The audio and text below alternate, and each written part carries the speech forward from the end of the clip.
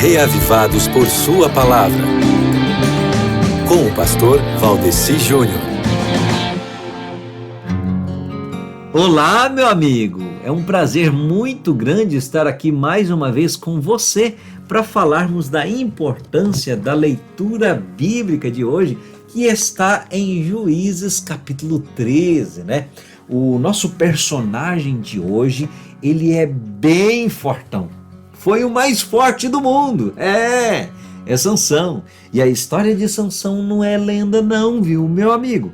Eu estou falando isso porque tem uns críticos que têm procurado enxergar esse relato de Juízes capítulo 13 a 16 como mais uma das lendas que eles pretendem descobrir na Bíblia. Acredita? Mas uma coisa é certa, os hebreus antigos consideravam Sansão como uma pessoa real que pertenceu à história um pouco antes de Samuel e de Saul.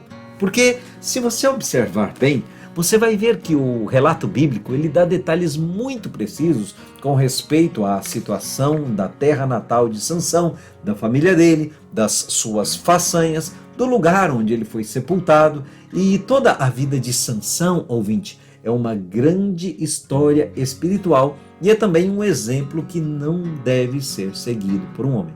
Tá certo? Sansão, um homem extraordinariamente dotado, mas que brincava com o pecado e com a paciência de Deus, e que teve momentos em que se achava cheio de presunção.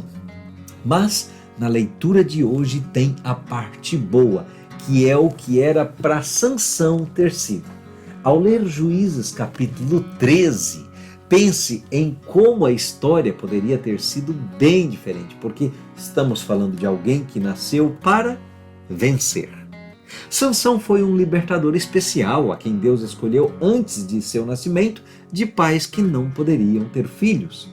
A infertilidade é um grande problema hoje em dia. Muitos casais gastam milhares de reais ou de dólares em procedimentos médicos que aumentam suas chances de ter filhos. Em muitos casos, é claro, o sucesso por esses meios não é garantido, mas nos tempos antigos os casais eram igualmente ansiosos para ter filhos, mas sem a tecnologia moderna que está disponível hoje.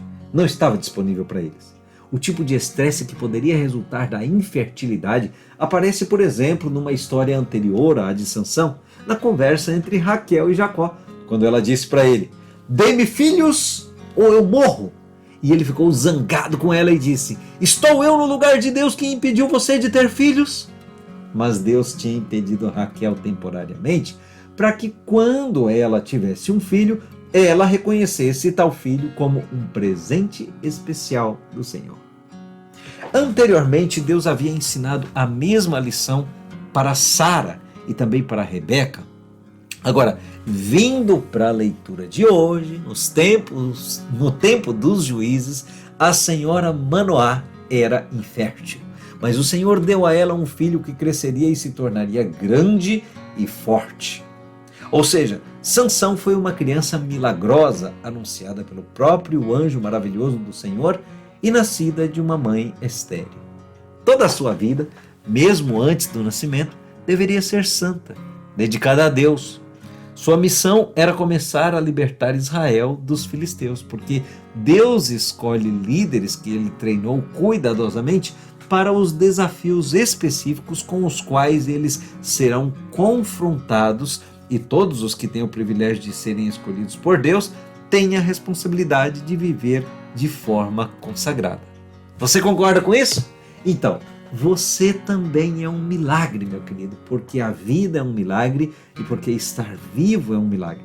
Você também foi olhado por Deus, escolhido por Deus desde antes de você nascer. A sua vida também tem um propósito, não o mesmo propósito da vida de Sansão, mas tem um propósito. Você precisa pedir a Deus que mostre para você qual é o propósito de vida que Ele tem para você e você descobrir esse propósito como privilégio. E então você precisa fazer diferente de Sansão. Você precisa viver o plano que Deus tem para você, permitir que Deus opere em você e por você. E assim você será feliz e abençoado por Ele. Leia hoje Juízes 13. Um grande abraço e até amanhã, se Deus quiser.